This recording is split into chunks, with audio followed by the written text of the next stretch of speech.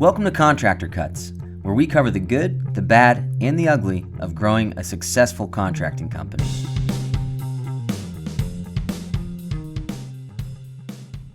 Welcome back to Contractor Cuts. My name is Clark Turner. I'm Jared. Thank you for joining us again this week. So today is first of two parts of a series that we're doing.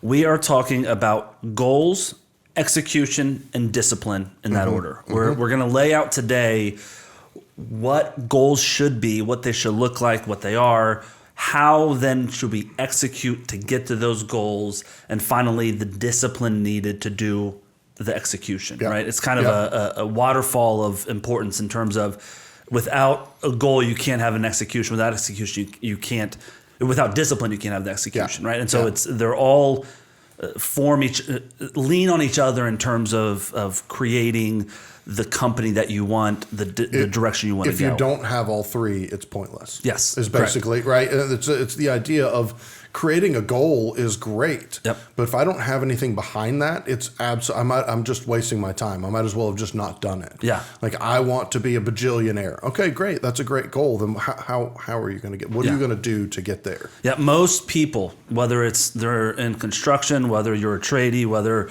no matter what, I mean, I don't care if you're in marketing and advertising, whatever it is, in your personal life, in your business life, we all have goals. Most people have some sort of a goal that they want to get to. A lot of people have low-hanging goals, like I just want to get to Friday and have enough money for beer.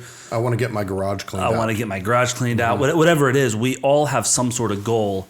The problem is usually lying in between how do I execute to get there and how do I have the discipline to keep that execution going. And so we got to have the goal. We set that, and we're going to build out the other two today. And then next week we're going to talk a little more fine-tooth comb going through those three of how actually we want to execute, setting the goals, building the execution plan, and building your discipline to where you can actually achieve the goals that you want to achieve. Specifically towards the contracting industry. That's right. So when we're looking at bigger picture, what these are, how you should be viewing them, a great metaphor for me is being healthy, right? Being in the best shape of my life, right? We all want to be healthy. We all want to be in good shape. We all want to lose that weight. We all want to, all of that is there. The goal is I want to be in the best shape of my life. Next, I'm going to go into the execution side. How do I get there? What does that mean?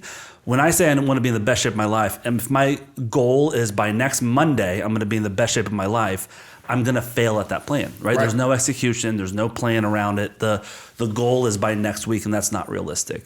Also, setting up those expectations and how I'm going to execute it.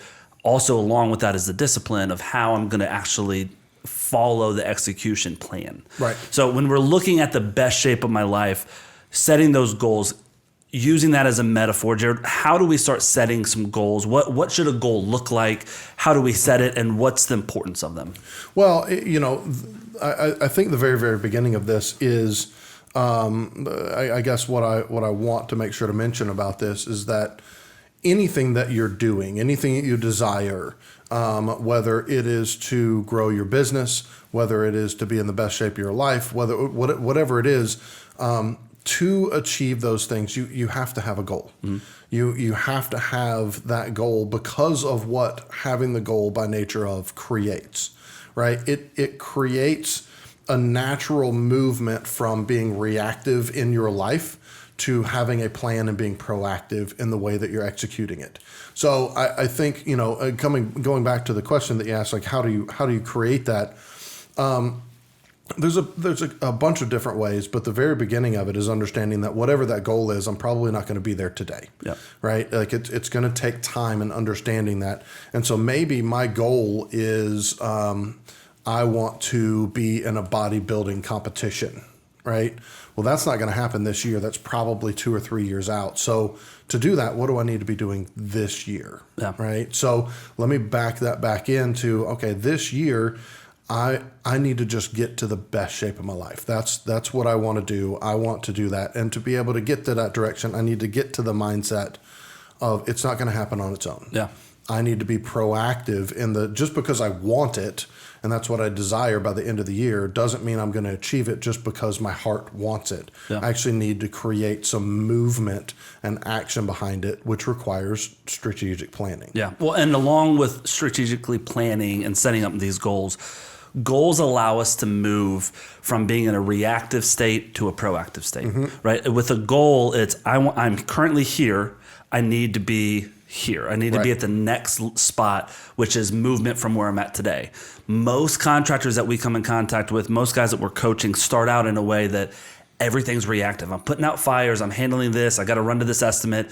All of that is necessary for running your business, but you are never going to get to the next level. You're never going to achieve that goal unless there's forward movement and not just reactive, staying where I'm at today. And so that's the biggest struggle. That's the biggest hurdle that we're trying to get guys over is you still have the same stuff to deal with today that you had to deal with yesterday. You still have the fires popping up.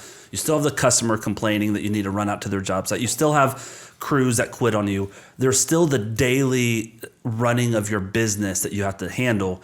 How do we also get ahead and start looking at what growth looks like to get to the next spot, right? And so setting those goals to be realistic, but also saying, hey, I'm going to time block. I'm going to set aside time to where I'm dealing with the reactive stuff, but I also need to now move towards the proactive because what I'm doing day in and day out is not getting me closer to my goal. Yeah, maybe I can do some more estimates and I'm bringing in more customers and I might have a little more revenue.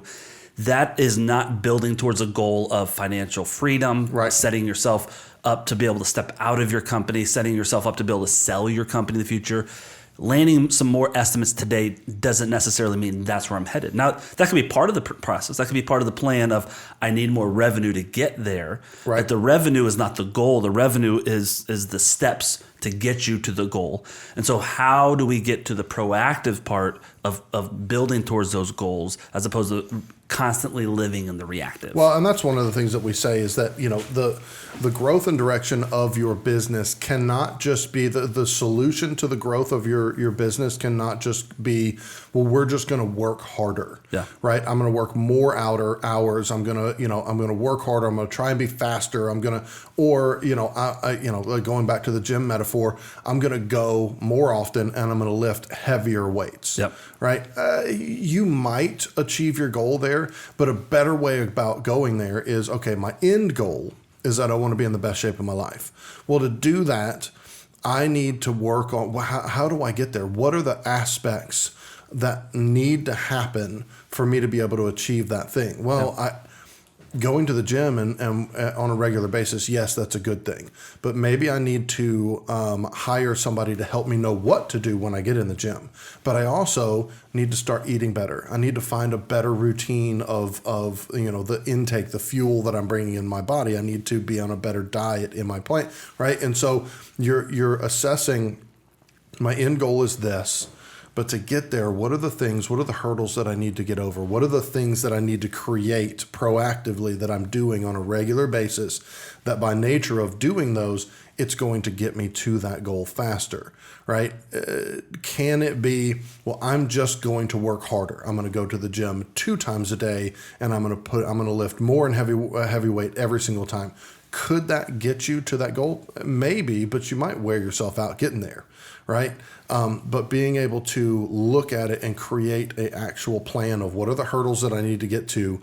I don't need to do all of them at one time. Let me just execute this one first. I'm going to do this thing first. So the first thing I'm going to do is I'm going to get a gym membership and I'm going to start reading a book on a diet plan, right? That's the very beginning of it. And then I progressively move up from there. I heard somebody say the other day, the best way to approach any one of these things is not to go from 0 to 100.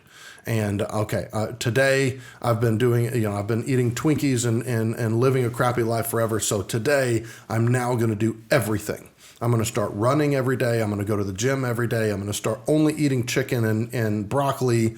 And I'm going to drink, a gallon of water every day. I'm going to do all of this stuff at one time.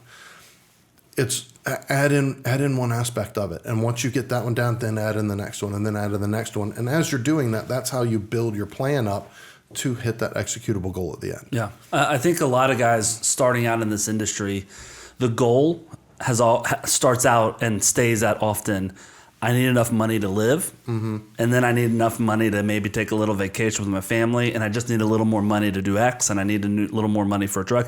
And so our goal is, I just need a little more money. I just need a little more money.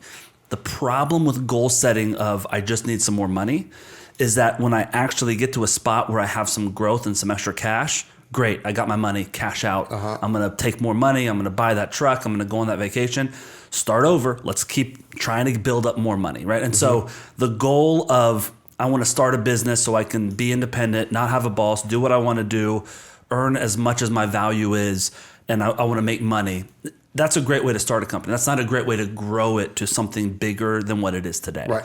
And so identifying what a goal is and should be, and then having others, us in coaching, come alongside and say, let's set some realistic goals. You're reaching for the stars. That's never achievable. Or, hey, you're not reaching far enough. Why don't we take on a little bit bigger of a commitment of what 1 year goal should be? Right. And so looking at what today's goal is, my goal of starting the company, and reassessing annually to say this goal I've kind of achieved. I'm about 90% there. I'm going to reassess my goal now. What's the next 12 months look like, and how do I achieve an even bigger goal in the next 12 months? Well, and one of the things that I think that kind of goes along with that is, once you've created your goal, you should also create strategic places to reevaluate, to check in. How's it going? Am I on target?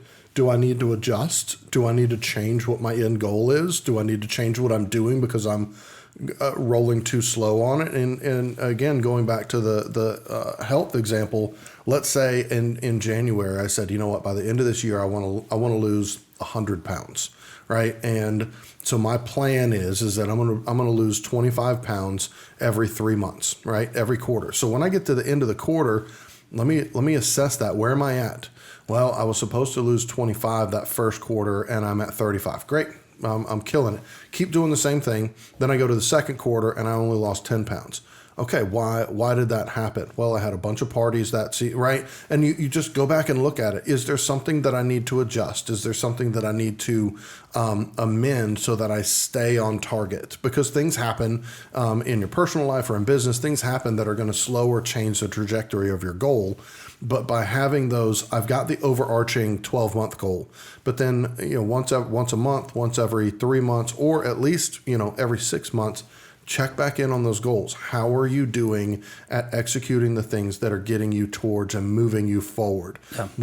There are times that things happen when you're walking towards goals that put them stagnant, where you don't have any forward movement, and sometimes you actually have backwards, right? You took 2 forward and then now you took 3 back, right? And you're not making that forward progress that you want. If you don't go in and have some accountability around that, whether that's individual personal accountability where you've got these strategic points to check in on it, or somebody else coming back into it and say, hey, how's that going?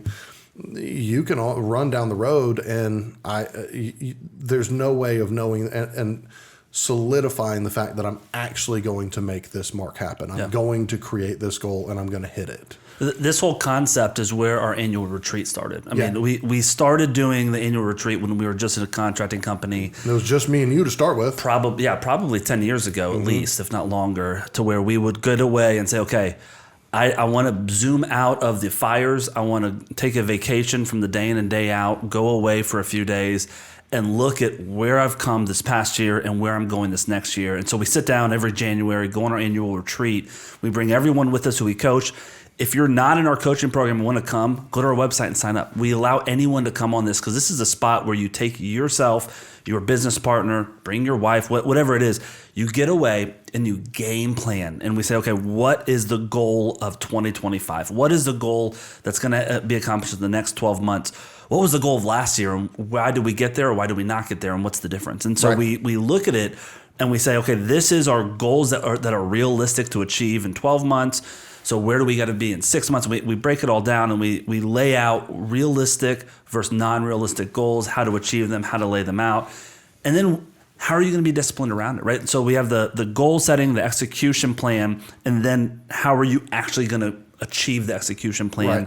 Right. One of the big things with the execution that I always say is you have only so many hours in your week. Mm-hmm. There's only so much time you have in your week. And every minute you're spending on putting out fires, being reactive, playing video games, doing something that isn't working towards your goal is a minute that you're not achieving your goals. You're not getting closer to your goals. Right? It is every minute spent reacting is taking time away from being proactive. Yep. And proactive is the way that we achieve anything, because goals just don't happen. They don't just occur because I'm making people happy. I'm helping customers that were upset, or I'm going off and replacing some materials that were broken.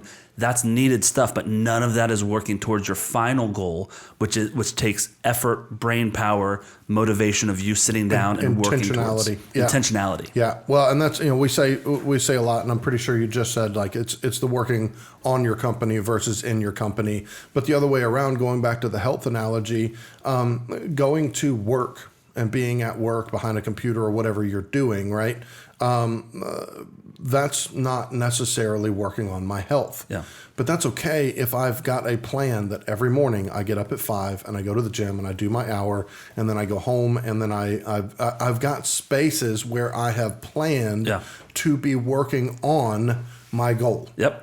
Whether it's the company of your life, and the goal in your company of your life is to lose 100 pounds, or it's your contracting company that you want to get to over $1 million marker, or you want to hire 2 new employees, or you want to no longer put your bags on in your full-time project management. No matter what the goal is, the execution aspect of it goes right along with what you were saying. If I don't have specific spots that I've created, time blocking, time managing my time, that I am using that time to work on the growth, to work on the goal, right?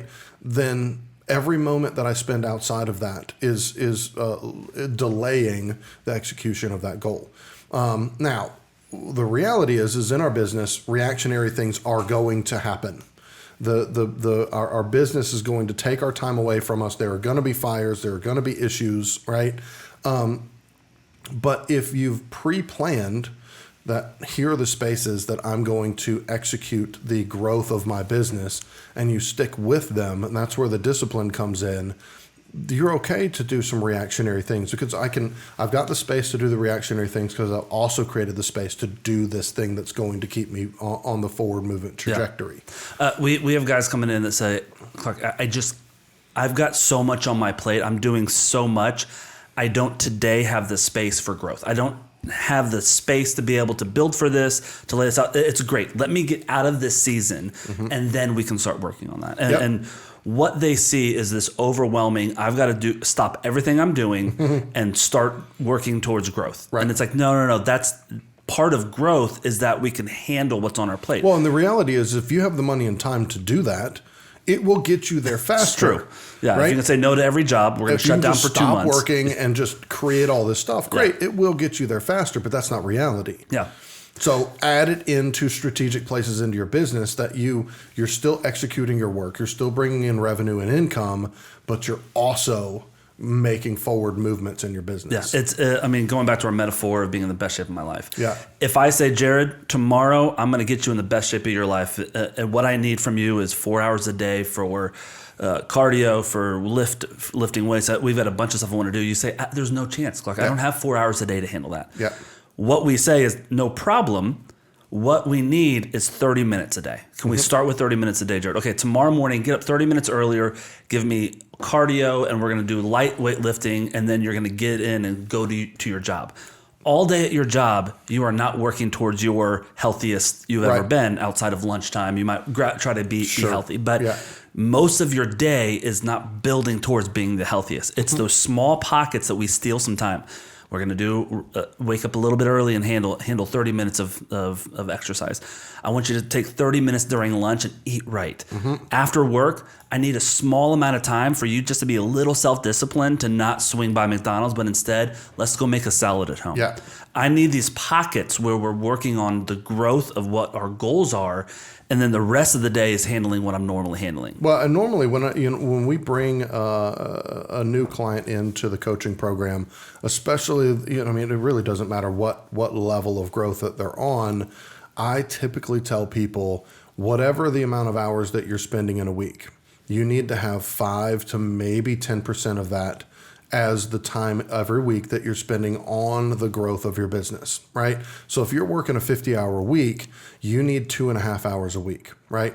Maybe an hour and a half on Monday and another hour on Friday. That all I'm doing in those 2.5 hours, I'm not distracted by phone calls or emails or whatever. I'm working on the growth. If you can pull aside 2.5 hours a week and just keep that consistent, you're creating forward movement. Now, if you could create 4 or 5 hours a week, it'll go faster. Yeah. Right. But that's okay. The reality is a lot of the guys that come to us are putting on their tool bags and they're working 30, 40, 50 hours a week in the job sites, actually executing the work. Yeah. It's hard to find space, but they want to get off the hamster wheel and they want to start actually growing their business. And what's required is just find a couple hours a week. Yeah. That's it. Well, and when we say find a couple hours a week, I would prefer you to start by finding a couple hours a week. If you're like, you know what, I'm going to do 4 hours every single day towards growth. Right. I'm going to tell you that's a terrible idea because it's like me with eating right. For the first 2 weeks, I'm eating 900 calories a day, killing it, trying to lose weight. And then after 2 weeks, it's like, screw it, I'm done. It's not sustainable. I can't handle this.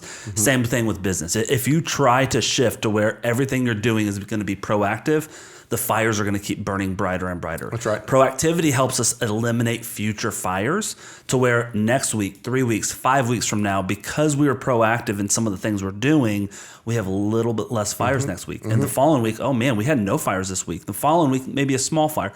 But I'm allowing myself to create it's one of those like self-fulfilling prophecies. The more I can work on building those future goals and executables that I'm handling, the more time I have to execute them. Yeah. Right. Which it's really funny, man, because I've literally seen that with almost every single coaching client that we've got that they come in, they're like, dude, I don't have time for this. I get what you're saying about time management. I get that I need to work on, but not in. I get that. I just don't have time. I'm like, okay, that's fine. Start with 30 minutes a day, right? Start with 2 hours a week and just do that consistently. And it's exactly what you said. It's a self-fulfilling prophecy, but it's that time that you spend working on that has so much value that you cannot wrap money around. Yep. You have no idea how valuable it is. But I have seen and had coaching clients come back to us and go, dude, I never knew how much stress I was carrying around until I started organizing and being proactive with my time and proactive with my goals. And it's like I'm so much less stressed. Yeah. And I find myself in spaces where sometimes I get back into the old way, but I immediately want to get back out of it because I know that by working on these things that quote unquote don't earn me money, they grow my business, which actually brings less stress and organization. And it's funny. It's like you said, it's a self-fulfilling prophecy. Like you spend a little bit of time, you will see the grease in the wheels start working. Yeah. And we, with coaching, we put a ton of time in and it shows the growth when we hear from the spouse. When the spouse is like, man, I got my husband back. Yeah. Or, hey, our marriage, well, I don't know what y'all are talking about in those meetings, but keep talking about them. And because it's freeing those people up. It's giving them life again. It's giving them the ability to have margin, which we don't normally have in this industry. Well, because the standard is, well, I just need to work harder and it'll be better. Yep. Keep grinding. So next week we're diving into how to do this, how to build your goals, how to build execution, as well as how to be more disciplined. But before we end for today, I'd like to challenge you to be thinking about a few things before listening to next week's podcast. If you're catching up and you're listening to this randomly, listen to this podcast, answer some of these questions, and then listen to the next podcast. Because what I want you to do is look at each of these, the goals, the execution, and the discipline. First, goals. Think through what goals should be in the next 1 year and 5 years. What would life look like for you in 5 years that would say what you're doing today was successful? Yep. Think about that goal, write that down, think through it, bring that with you to next podcast that you listen to, because we're going to use it. Secondly, execution. What are you and what are you not doing right now to achieve your goals? Like, what actually are you doing week in and week out to work towards those goals? If it's nothing, that's okay. If it's something, write it down, and also write down what you think you should be doing to work towards those goals. Well, and another way of coming at that is what are you doing that's hindering you from getting to your goals? Yes. Right? It's another way of coming at the question, but answering the same thing. Yep. And then finally, think through discipline, what discipline means and what that looks like. Be realistic about where your discipline level is, how you fail, when you fail, what that looks like. Why are you not disciplined? What makes it to where you just don't do the things that you really want to do? Yeah. Think through that. Think of the blocks there. Think of when you fail. A lot of times, this is a simple one, but for me, if I'm trying to achieve my goals and be disciplined about 3:30 in the afternoon, it ain't happening. Right. If I'm trying to be disciplined, it has to do in the morning. It has to do right before bed, going to bed at 10:30 instead of watching that extra show and going to bed at midnight to where I can't wake up as early as I wanted to. It's those small things where I'm finding a little bit time earlier in my day to execute and be disciplined. And so if I'm not doing that, what's getting in the way of that? Yep. How can I increase that discipline? Right. So that's what we'll talk about next week. We're going to dive into how to set your goals, how to execute them, how to be disciplined. But really today was more about what those mean, the importance of them, and why we want to take these small bites working forward. Yeah. Well, one thing I want to say about discipline, I know we're about to close out. Please. Just a thought. The reality is that probably less than 10% of people are good, naturally disciplined. Yeah. I know some people in my life that just make decisions and then it's done. Yeah. They Robots. It really is. Yeah. It's like, I'm going to lose weight. And then they go to the gym every single day without fail. And they change the way they eat, and they just have that they're naturally disposed to that type of discipline. 90% of people or more are just not. Yeah. And that's most everybody listen to that. That's me. That's you. I mean, that's the majority of people. And so be honest with yourself. Yeah. Live in reality, but also look back. Everybody has pockets of times that they were very diligent with something. Yeah. Why? Why was it that I was able to be really diligent with that thing? I'm not naturally diligent, but I was diligent with that thing. Yeah. What is it about that thing that allowed me to be diligent? And can I take that motivation, that thing, and create it around the guide rails that I want to create in the goals and the discipline that I need to achieve them? It's the motivating factor that we're looking for, right? For everyone's motivated differently. And honestly, in this business, you often will get your motivating factor really just kind of set aside and diffused and put out because so it could be, my motivating factor is making money for my family. Well, I made money in 9 months because this and that and this. And so that's not even a goal. Like there's no motivation there. So exactly what Jared's saying, what are your motivating factors? What demotivates you? And when you do achieve things, what's happening in your brain to change you when you're actually moving forward on achievements and being disciplined? Where's your mindset at that's changing that? So I think that's great. That's right. So that's the end of today. If you have any questions, please write into the show. Hit us up on prostruck360.com. We'd love to talk to you. Also, if you want to come on the retreat, it's available. You can sign up online. Reach out. We'd love to save you a spot. It's in Nashville, Tennessee. We're heading to Nashville. January of 2025, we're going to Nashville. We're going to sit and with everyone that comes. Jared and I lead the session. We try to keep it a small group, and we walk you through growth, goals, development, how to execute, what we're going to be doing, and what the next 12 months looks like. So it's a really, really cool event that you're definitely, if you're listening to this, you're invited to. A lot of fun times. Also the ability to just kind of hang out with peer group, gain some phone numbers, gain some new friendships, learn from each other. Fraternity of guys and girls, just learning together, being together, growing in the same direction. Yep. Cool. Thanks so much. We'll talk to you next week. See you. Bye.